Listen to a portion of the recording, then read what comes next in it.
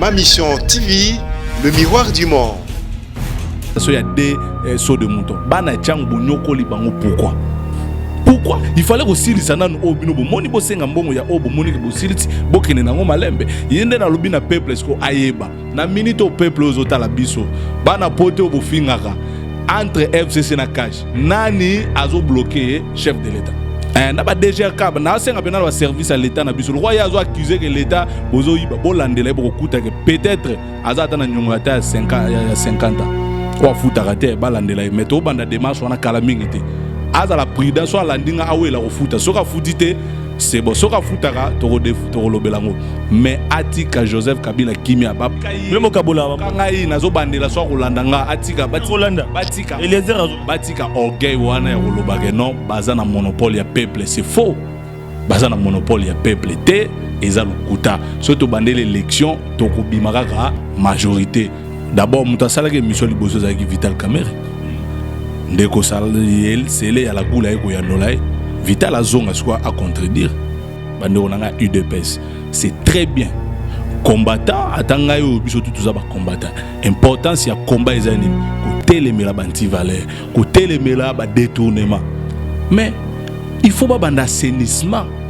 Na kati ya nzungu na ndako na bango. Ministre apesi 70%. Ya mosolo ya mboka po misala ekoka kosalema nzela etongama mais aye ko se rendre compte que biso nyonso Dieu merci na bandeko na biso musuna ba changu babimisi bosoto wana na miso batutu to monike depuis babetaka manzanza na bango wana misala ya avansaka na ngote. Église catholique ayebi pourquoi azo sala ke ba école na eba appliquer gratuité te pour faire échouer coalition FCC cash au profit ya muto bango bazo soutenir to yebi mais boko suka na nzela alobia soutenir l'autorité établie. Donc, so bo mona secondo, nzamba tindinga batuni mais yo nzamba tindoka tant Kabila longo te na yebakate. OK, le rôle yebakate. O soutenir l'autorité établie na 2023. Ba Kabiliso yozo finga wana ke baza bandoki ba miyibi. Comme soutenir l'autorité établie, ça veut dire que nous avons le pouvoir en 2023, nous va encore nous soutenir.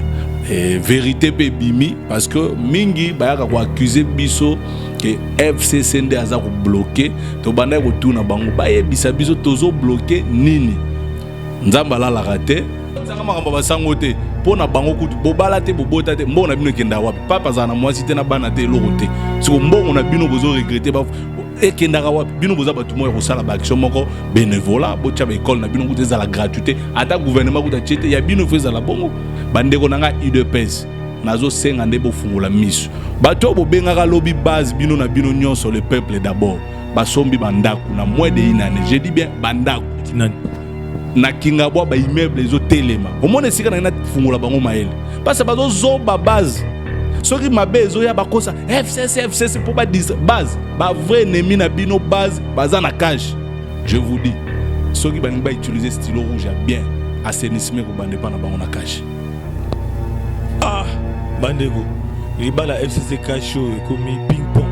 Le peuple d'abord tout naye papa tout le monde télémisi ba pango ba immeuble mituka ba $50,000 bongo base bongo wana d'abord nazo tuna bango mbongo wana base kutu na ngote mbongo wana eza salaire na ya moins de une année ton immeuble to yibi soki muku nazolo ba ke Kabila yaki awaza ne lokote mutu mota bota mana ba million mais ye muku na yaka kisasa ndene.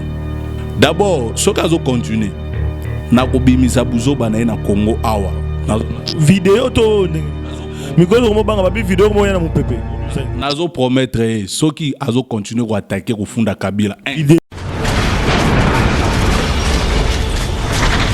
Ma Mission TV, le miroir du monde. Mbote lisusu na bino ba imboka balandi émission babola bande ko ngai na bandaka na bino bande ko mikila poto ba Kongola diaspora po bozali ebele boluka kaboy ba basango o etali ekolo na bino Congo République démocratique ndenge bo mesana ko benga yango na pesa ka susu pe mbote na mapinga ekolo o ba ko batela mboka ba ko bunda na este po etelelo kimia ekota na bosa na raté ba policier atako to ko mona ba policier mususu mikolo yo ba komi ko kanga mituka ko kota na ba mituka batu to senga na général Kasongo bafungola miso po ete to kota la bilan ya secteur par secteur uta mokozambo ka sika kota poto ba ete est-ce que changement ezali surtout na hôtel les peuples d'abord na hôtel ba policier ameka kota la nanu ko discipliner ba policier ou ba kosala buzoba ngambo mosusu to kopesa mbote na ba médecin ya mboka na biso oyo ba kosala ete tozala kana nzoto bokolongono banzoto ya malamu bande ko ngai mais bien que ba médecin pe ba bandi grève to ba ki les peuples d'abord fachi les médecins babandi grève et sengeli pe to beta masolo to ba pe kino et loko ni sengeli to sala po ete tobo sana ndeko Kabila na pas so memela ba congolais tobo sana ndeko Kabila la situation oyo atika na ngo ba enseignant tobo sana Kabila la situation oyo atika mapinga tobo sana Kabila mais kasi lelo yo 2020 un an ngoyo FCC cash coalition oyo bazuna ndeko fachi population a consentir te pona nini to kobeta masolo bande ko balandi surtout pe na bino ba étudiant ndenge bozali ko landa biso pe na bo sanité ba mama bipopola na suka na bino po ete botali ba mama bota biso opesa biso makasi surtout to le kande ko Flavien lobela biso boy esengeli to solo la na bo sana répéter bande ko na ngai ba étudiant o ba ko landa biso ba débrouillard ba chailleur ndenge to mesana ko beta masolo mboka tant na lobby FCC cash et sengebo ba ete nazali ngamote et puis nazali na plateau o bomesana ko na ngati donc décor ezali yango mokote parce que bomesana ko na ngami na plateau to lobaki te aux émissions population to se déplacaka isikanyo so bande ko na biso awa tozali na bureau ya JKK Forever tambozo JKK Forever c'est dit Joseph Kabila Kabange Forever oye kamba makana mona mboka Junior Petit comme coordonnateur il y a mouvement topé ya Asbel association na bango to kopese mbote tozomi awa na bureau na ye mbote ndeko Junior mbote ndeko Flavien amoni tango na koloba ki tokobosa na Kabila tokobosa na kuna okoka penda na moni oningani yango ndeko Kabila lisa oni déjà il faut na pesa mbote na ba tunyoso bazolanda biso na sepela mi ko sala émission na ndeko Flavien nga nazobenga ya patia lelo soldat ya babola parce que tozo mona muto azo se distinguer yenda azo lobela bango mingi pour biso pe toza babola ndena ya mingi na émission na ye mais Kabila le sangai kaka oya sala bolamu ya sali na Congo eza pas si lelo ba te belé ba comprendre yango mais je crois que musala otozo sala avec le temps ba mingi ba ko mona pe ba ko sosola ete Joseph Kabila Kabange azali architecte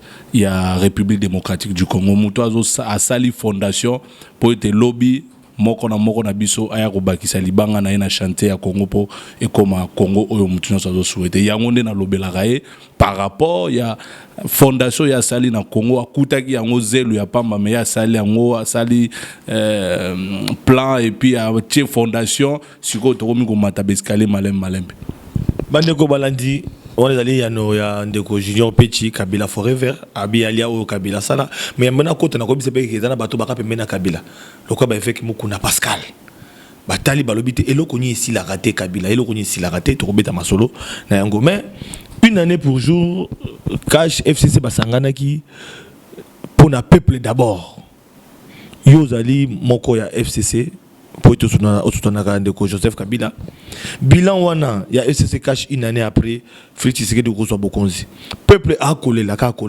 a kobosa na Kabila te abi kutu bamso baliyete depuis Kabila qui n'a pas se bakisa misusu et ko sala bino sonité bino bato FCC ndenge bo travailler lelo na coalition à cash lelo population a kolela merci pour notre motuna wana et ça vraiment très important déjà to uta ko kokisa une année il y a FCC Nakash na coalition et puis Yamala Mouizali na moi biloko toza ko déplorer aux populations pe azomona to ki ko sa bangote déjà eloko mutu ya makasi mingo toza na ngone sengo que na une année à coalition à FCC Nakash to réussir ko vandisa gratuité enseignement na école primaire et la effective pour na bandela yango que Joseph Kabila na ngonga nae na mandat nae abandaka gratuité enseignement mais na ndenge ya coalition siko union fait la force yango moni résultat nango coalition ekoti na ba province nyoso alors moi makamu mususu pe ya mike ezali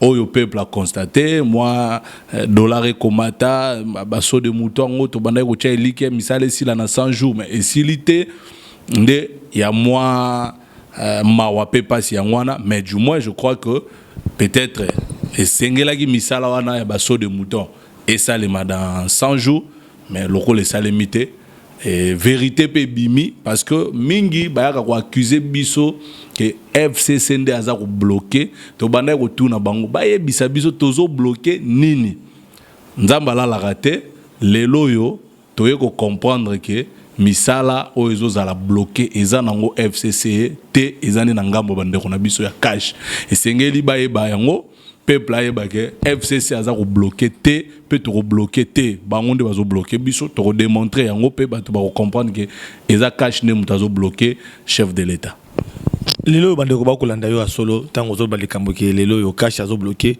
mais bato nyoso ba yebi mokili mobimba eyebi eke FCC a ko bloqué ndeko Félix na Vatican ndeko Félix alobi ete muto a ko bloqué ete mais tanga comme les bosso ya bandeko na biso na Londres alobi ete soki bon continuer boko pousser à dissoudre parlement pour ete a ko mona ba indiscipliné na kati ya gouvernement oyo yebisanga ministre de finance a opesa mbongo te pona misolo tali so de mouton ba ministre mosusu bangi ba inaugurer nini pont tokolo ba so de mouton allez bazo mona na te ba population bango moko ba inaugurer ba fungoli ba tamboli bindili bato ba ko mona bo yebisanga mais tozonga pepi pai ma papa na ngai ba ministre ba tie wana ba ko bunga à chaque fois soki kutu muku na lobaki ngo poto lobe na ba te dikamu yo zo reproche de ko muku na metoko kota dossier muku na atasi à chaque fois soki ndeko Félix a besoin ba ministre na kingakati kabila bengisi bango bango bato sande kabila kingakati bato saka Félix sécurité remaniement isengele ça ba po ba discipline sona balongwa e bongo yo ko yali boso etando ike penza ozo ba population lo ba ete ezani ngambo ya cash oko kasoni te bilo bandeko kabila. Merci beaucoup peuple alanda parce que na une émission na bino et pas molobel na bino soldat na bino de ko Flavia pour na bino vérité tango bato baza ko accuser que FCC aza ko bloquer baya ko démontrer tozo bloquer wapi nzamba la la raté ndeko sele ya la gulo aza ministre finance aleka ki pona kotalisa comment yé na niveau na e eza lokola opesi mwasi mbongo alobi na o papa pesanga $100 soko pesi $100 déjà na rocha peinture na chambre comme ça mbetu ya après au pesi $100 otala ba cheka ka mur moko peinture misusu quotité tanga ko sengo misusu ba excellent bon pona sisa misala soko za mobalo aza sérieux okoloba nini te silisa na no misalo na mona ibongo na bakisa mbongo ya leta bandeko ebimaka lokola mbongo wa poche na oto somba nguba somba au pire somba makasu non eza mbongo ya leta eza mbongo ya leta ebimaka na programme tango bosali programme ya 100 jours ya misala ya saut de mouton bolobi esengeli bapesa autant po batala ndeni misala ko avancer ministre apesi 70% ya mosolo ya mboka po misala ko kosalema nzela etongama. Mais aye ko se rendre compte que biso nyonso Dieu merci na bandeko na biso musu na bachangu babimisi bosoto wana na miso batutu to monike depuis babetaka manzanza na bango wana misala ya avançaka na ngote donc banyokoli d'abord population ozo bazo sala na eza ba crime eza peuple ko même ko accuser bango bato bazo sala misala wana et bato bazo landela ba travaux wana bazana bato FCCT donc bo landela banani bazo gérer misala ya saut de mouton mbongo ebimi ote bakisa ministre alobi ekosimba te nga naza mona mboka na bimisaki pe alobi misala salemi na moins de 50% donc réalisation eza peu près ba 30%. Mais qui Vital Kamerhe na top presse na ba document na ba preuve ya ba réalisation ya ba 70%. Non, d'abord mutasala ke mission liboso za ki Vital Kamerhe ndeko sala sele ya la gula eko ya nolai Vital azonga soit à contredire. Donc Vital azonga. Kasi azonga contredire. Po ye mutabandaki. Ministre de finance a lokola bo bandi likambo na bandako isabino na CC boyo ko leka na TV ye a démontrer. Na minute tozo zela sikoyo directeur du cabinet à chef de l'état aya aloba non tala au ministre de finance alobaki eza lukuta. Peso ke eza lukuta mon frère ata o eza wana sanef awa. Isika wakaka na sanef soko bandi ko donke okomona ke apa manzanza bana changu kuna ba monike trop c'est trop bozonyo ko labso na makolo eloko te ata soki kutu ba pesa yo 70% supposons ndenge yo lobi ke Vital Kamerhe lobi 70% ba réalisation salemi wapi jusque là saut de mouton oyo to moni misale salemi avancé pompage Mais côté on a félicité bana tiango, félicité bana tiango na bana pompage, oh ba moni mais bana papa, tonyo comme na embouteillage, même pour le ngara kitambo, fief nanga kitambo pour na comme centre ville, faut ça la désert du temps. O luki banzela 4 mois, te so de moutons. Na mona moni personne de moutons oyo, il y a 24 rena oyo. Il y a Sosimat, là musubi so pe bana kitambo to kufungula ngo poto ba. Mais là on est batami wana, mais Vital Kamerhe a 70% de réalisation. Mais place ministre de finance pas Baksaki à l'obéité. Mais il y a le 70%, il y a projet Moko. Mais ma projet c'est belé au biso de financer. Il y a monde de lobela. Pompage na awana 24 avocats à boulevard de tout le monde quand même mati. Mais eza so de moto eza so qui 6. Mais yo mi balega quand dozo pesa moi avancement non. Et pourquoi d'ailleurs yango pe sou mutema mabe. Boyebi que bo sali 70% na bino en réalisation il y a des so de moto. Bana tiango bonyoko libango pourquoi? Pourquoi il fallait aussi les sanan au bino bo moni bo senga mbongo ya obo moni ke bo siliti bo kene nango malembe yende na lobi na peuple esko ayeba na minute au peuple ozota la biso bana pote obo fingaka entre FCC na cash nani azo bloquer chef de l'état parce que mbongo ebimaki eza normal il faut ce que tout monde a résultat nde ministre royal susu ko bakisa pe esuki wana tendeko esuki wana te pour ba comprendre lelo que le chef de l'état Aza bloqué. Ngana zo loba yango. Stylo rouge au chef de l'état lobaki. Je vous dis, ceux qui vont utiliser stylo rouge a bien assainissement ko bande pa na bango na cash. Ah, bandego. Liba la FCC cash komi ping pong. Otie touché. O lobby vérité, to lobby vérité. Osikoto ko ibate. Coalition FCC cash. Population to konyo kwama. Ba médecin ba bandi grève. Ba médecin ba bandi grève. Oh les peuples d'abord. Yo commission to bandaki na bilan ya poste to kana na la un bilan il y a un an il y a FCC cash. Oh non, tout ça dit gratuité. Mais gratuité n'a ko informer OK. Na ba école catholique bazo ko appliquer gratuité. Tamolo yo kayo moko mona. Po ba catholique ba lobi était ba ko ningate professeur a aussi touché $700. $800 pour éducation bana apesa ngo malamu lango malamu ba ko payer 300 000 francs congolais. Ou on est allé sous Koboma, sous enseignant wana et les lois ko appliquer pour les parents so bin de couvre vérifier l'école catholique et belé gratuité zalité. Ce que gratuité yo to kumisao et bomisi sous batu sous. Bon, tout le monde a gratuité ba médecin ba ko grever. Ce que on est allé ka bilan FCC kajité. Oui, namboka na biso toza na forme ya mutema mabe moko élevé. Ya komona que même likambo eza malamu congolais moko zo combattre yango. Ndeko Flavia soko landeli ba scène ba scénario mususu ezo salema na mboka oyo ezaka pona ko nuire o amoni ke na kata na gine élection na zuite il faut na nuire muninga ponga lobi ba ya voter ngai to welela nini Congo eza ya biso nyonso so muninga sali makambo ya malamu to soutenir yango biso to soutenir ka coalition FCC Cage parce que Joseph Kabila tanga zolonga bokonzi alobi boy bo soutenir président Félix ndenge bo soutenir ngai moi en tant que kabiliste il faut na respecter na soutenir chef de l'état mais na ko soutenir na ba façon ebele parce que lelo batu balingi soki mabezali to critiquer te non ko critiquer ko lobela makambo ezo salima mabe ezala na ngambo chef de l'état est important tango kotala ko loba ah donc conseiller on appelle ça qui a sala boya sala kité et eza bongo Kabila zala ki critiquer donc batu ba trouver ngo normal que voilà otanga na mikila ba paya na mikila poto est-ce que ça la boya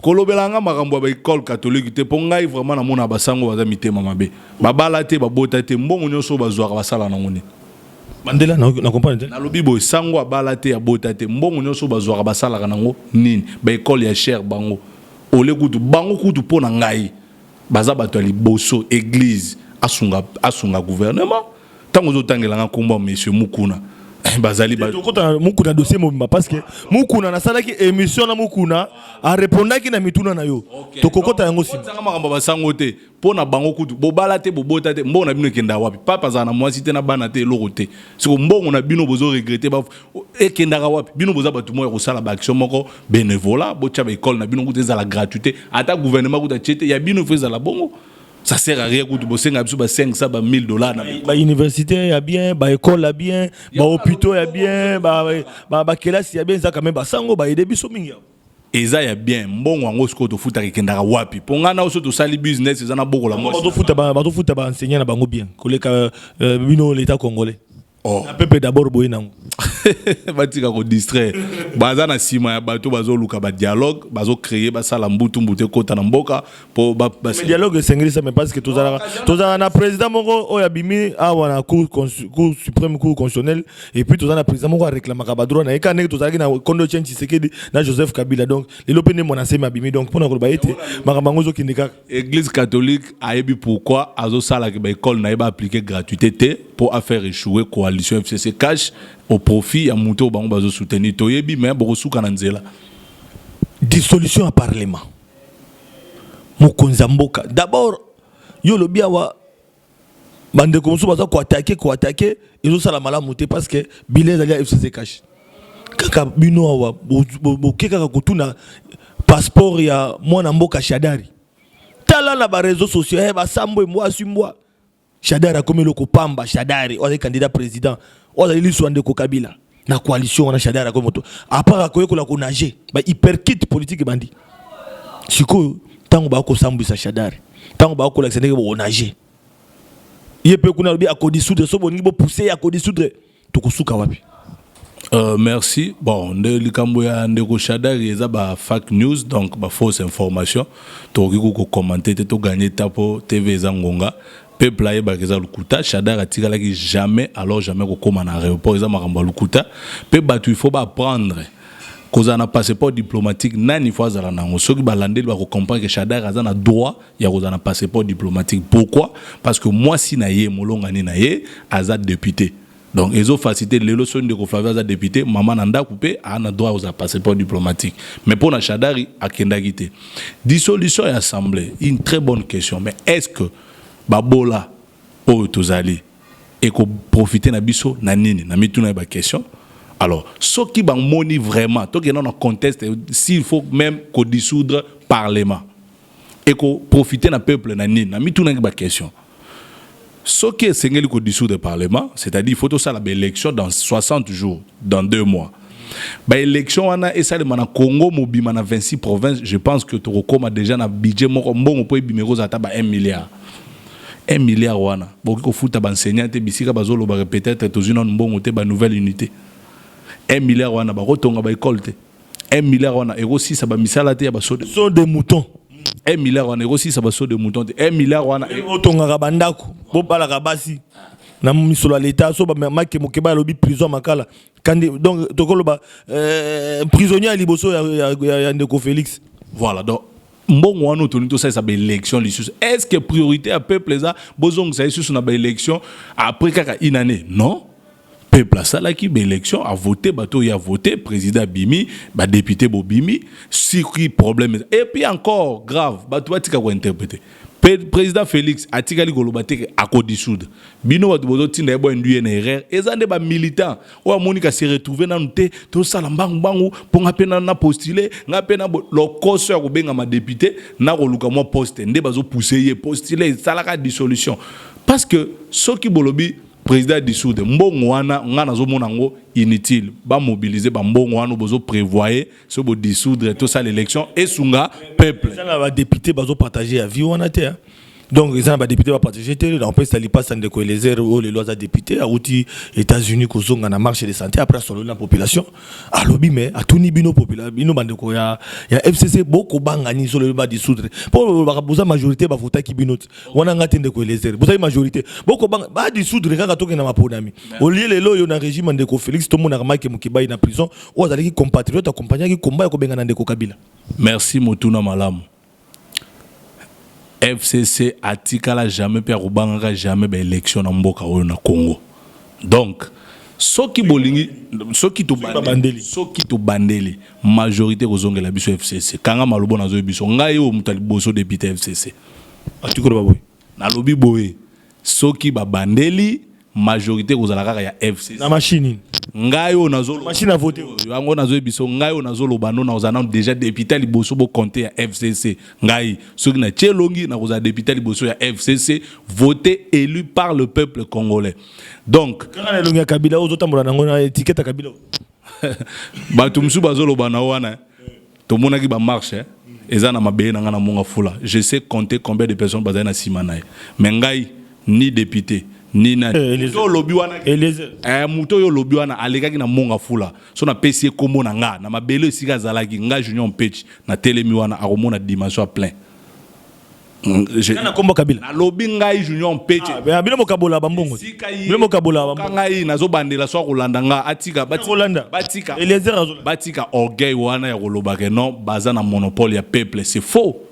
Baza na monopole ya peuple te eza lukuta. So to bandela élection to kobimaka ka majorité. Na ebelo nazolo. Machine wana kaka bocha ebimisa ba kombo na bino 350 députés. Bazwa omoni na lutselo moko. Zoata mwasi na yo chai président de Seni Junior Mpetch koleka député au cas mo peuple a voté en tant que président Asbel Kabila forever. Donc il y a des solutions au parlement, on va dissoudre donc bango ba kozonga. Dissoudre kutu so bo salaire ko dissoudre bo comprendre que ndé to ya sous le roi ba mbinzo ba jeune kutu. Peto ko zwa ba voix. Mais l'opposition ba ba sepela. Côté opposition moko bandeko bando bo machine à voter wana bo sepela peuple a voté bino bokota bokosaka peuple que machine ezalaka voler alors bo se réjouir 5 ans après ce qui biso tozo boya dissolution ezate po tozo banga ba élection c'est juste que mbongo wana lesa la ba élection un vrai député national oko souhaiter souhaiter que pays ebimisa 1 milliard pour na ba élection. Parce que rien ne prouve qu'après les élections, majorité au Kima FCC. Ce qui est une hypothèse. Moutazo Bagato Banga, tu bandes l'élection, n'est-ce pas? Et que FCC a la majorité. Bon, moi, tu as gaspillé 1 milliard. Et surtout, le problème est APBL, donc voilà. On a besoin de Transco, on a besoin de syndicalistes à Transco, mais qui ont dénoncé à les DG intérim à Transco, à Kangissi, à la parquet Matete, à tout en 4 rue limité. Donc, vous avez dit que non, Banti Valais, ils ont continué. Puis, avant de chiter, peuple n'a pas bandasco qu'on l'accepte en vérité. Surtout, nous lancé message, na bandero na ngai ou bami benga ba combattant, bandero na ngai UDPS. C'est très bien. Combattant atanga yo biso tout ça ba combattant importance ya combat ezanini ko telemela banti valeur ko telemela ba détournement mais il faut pas banda assainissement na kati ya nzungu na ndako na bango cash d'abord parce que la charité bien ordonnée doit commencer cash kuna likamoniza c'est là nazokende la charité bien ordonnée ko bande pa na yo moko okotika papa na yo te amelaka masango ya ko te papa baninga katika masanga donc bandeko nanga UDPS nazo senga ndebo fungola miso bato bo bengaka lobby base bino na bino nyonso le peuple d'abord basombi bandaku na moins de une année je dis bien bandaku na kingabwa ba immeuble ezo telema boye non c'est là ba yebi esika bazolanda nga ba comprendre ndeko na biso yo fungola biso miso hein bozo somba ba il pèse la partie socialiste Etienne Tshisekedi atalisa bango ba bourgeoisie comprador te wana na yebi parce que biso to tuna ba call ya kondo Etienne Tshisekedi atalisa biso ba bourgeoisie comprador te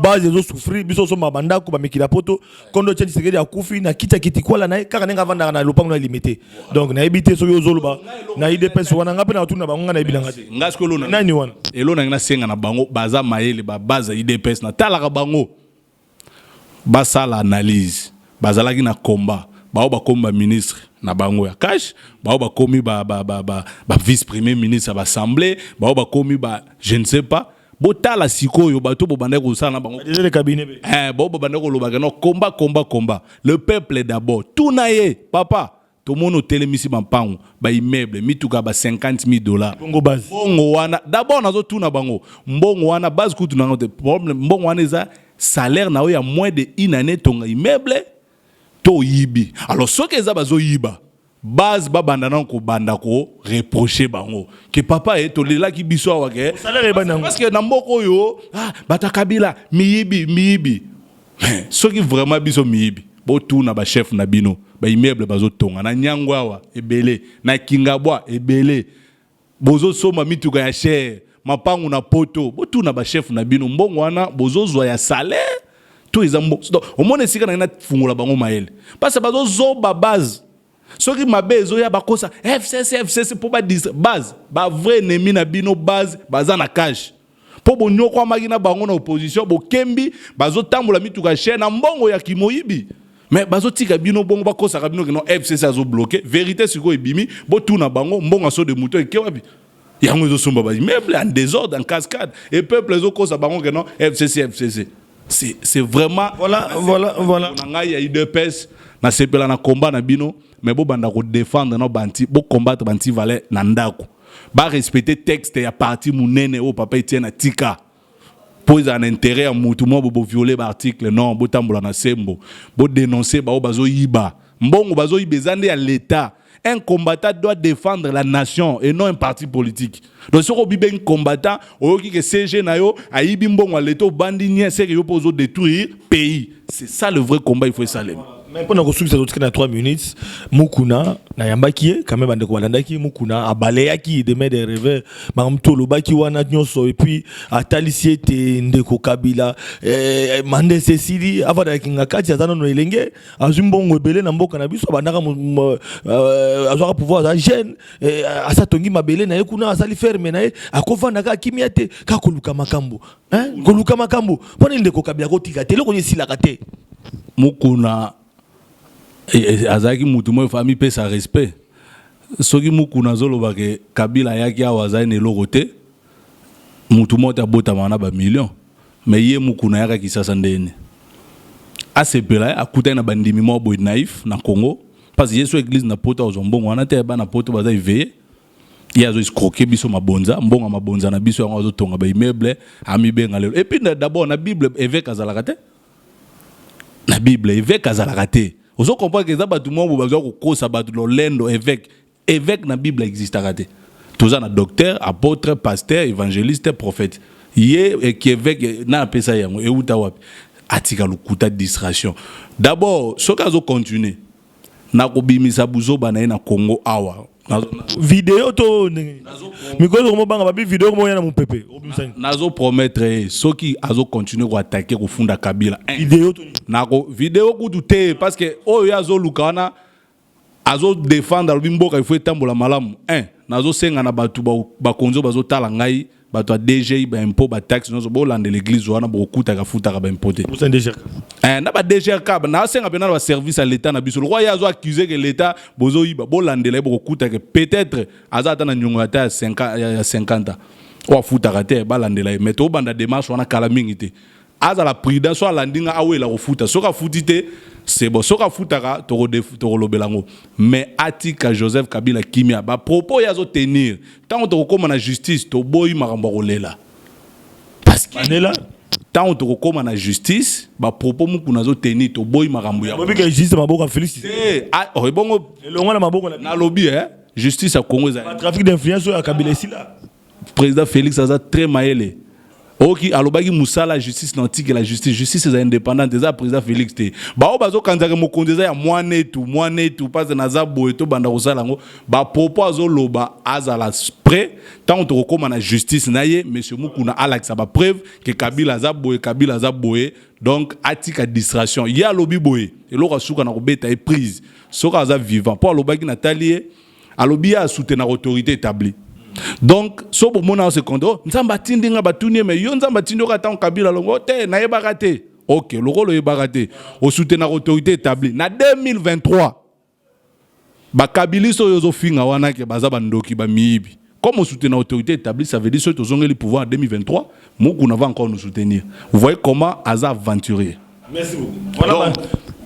À ça là, ceux qui copent na église alia mabonza, atika batu kimia pour na FCC cash. Malgré ba nungu malgré nyoso eko kabonate pourquoi secret za moko soko moni Joseph Kabila na kati accord yeba ke kende tisuka toza un exemple 1+4 et kenda tisuka FCC cash et kende tisuka peuple bo dénoncer mabe soki eza ya cash loba soki eza FCC loba voilà voilà bande ko balani to komi na suka na botole maluba parce que ezalaka bongo minga ko bezali te nyonso loba milelo yo to sali bilan FCC cash na mwana mboka Julien Petit Oazali coordonnateur pe bon kambi ya Asbel Kabila Forever Kabila Seko na Seko ande ko nanga vraiment ndeko nanga ilimbisa ngai na senga na Mukuna tango banako kende ko kutana na chef de l'état pour te bi que transport ba pesa rabango lokola passe ba ba te biso soki ata papa tikela mbongo akisi soko ngozo la délivrer solo il faut zongisa biloko wana na ko senga ya ko zongisa mbongo nyonso ya lia tango bando kende ko kutana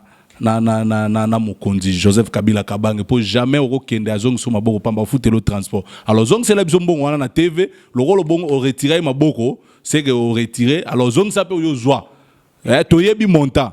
Donc soko yebi ko ata 10 frères Joseph Kabila Kabange ya ko zongisa na TV lobité lokola ya zando kaza mutu mabende ngozo benga na zongisi pe mbongo na ye poso ka zongisi mbongo te se kaza na aventurer alinga ya mbongo ya Fachi lobi ya kolia ya Martin Fayulu lobi ya kolia soki ya nani donc atika ko distraire tokabwani wana voilà.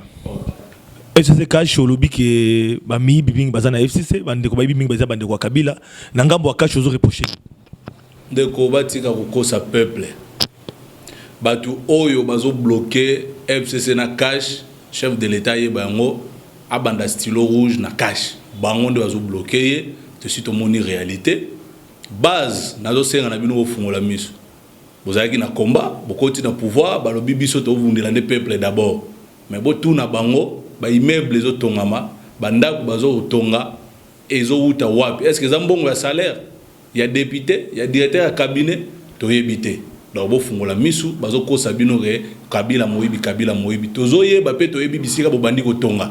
Donc biloko wana ya Joseph Kabila yibi lukuta ezalaki na ngo ba distraction mais bino tozo mona pe toza na ba preuve botika ko distraire peuple cash ne mtoza ko bloquer FCC azo bloquer te bo démontrer biso mbongo bimaki misala saut de mouton de lalo et bimi na miso batu ba saut de mouton et loko moko te banda pendant que mbongo déjà esi ebima monsieur Mukuna na kosenga na yo oye ba makambo zoloba parce que mukolo to koma na justice olelate ça c'est premièrement. Deux nazo senga na ba instance nyonso mboka na biso oyelandela ba taxe ba impôt bolandela mutu wana très bien ndenge azo reprocher makambo ya mboka botala bokuta ye moko na bosoto wana ba impôt ebele baza kofuta te Mukuna na Bible évêque azalaka te Bible tozana ba pasteur ba docteur ba apôtre ba évangéliste na prophète yo qui évêque na commissaire opena na pesa yo. Troisième eloko na kosenga na yo a ozoloba ke non Kabila za mutu mabe oyeba kite osokoli maboko retirer maboko betelaki c'est bien yo moko lobi nzambe na yo o soutenir autorité établie tandis que Martin Luther King ozo exemple a soutenir autorité établie te a telemela autorité comme yo eza cop na yo o soutenir autorité établie pour na rolia a fingi biso ba kabiliste bandoki yeba na 2023 naza na conviction to kozongela pouvoir soki to zongeli pouvoir na 2023 yo mukuno kwa isu ko soutenir biso bandoki nzambe na wa ko permettre ozongela biso tika kokosa peuple liambonga mabonzano na kimia ona wo utanga bandako na Kingabwa na Nyangwe oboye polémique wana to bandela yo ona uzela yo continue kaka la montage sur ça partout le bela ki batonga na bandela ba ki est salaire toni salaire ba ko tonga ba immeuble ba inane ya ba bandela place on kaka bato bazoloba ke FCC ndazo bloquer coalition batika kokosa base na sengi na bino bo fungola miso bato bazo bloquer chef de l'état. Ma mission TV, le miroir du monde.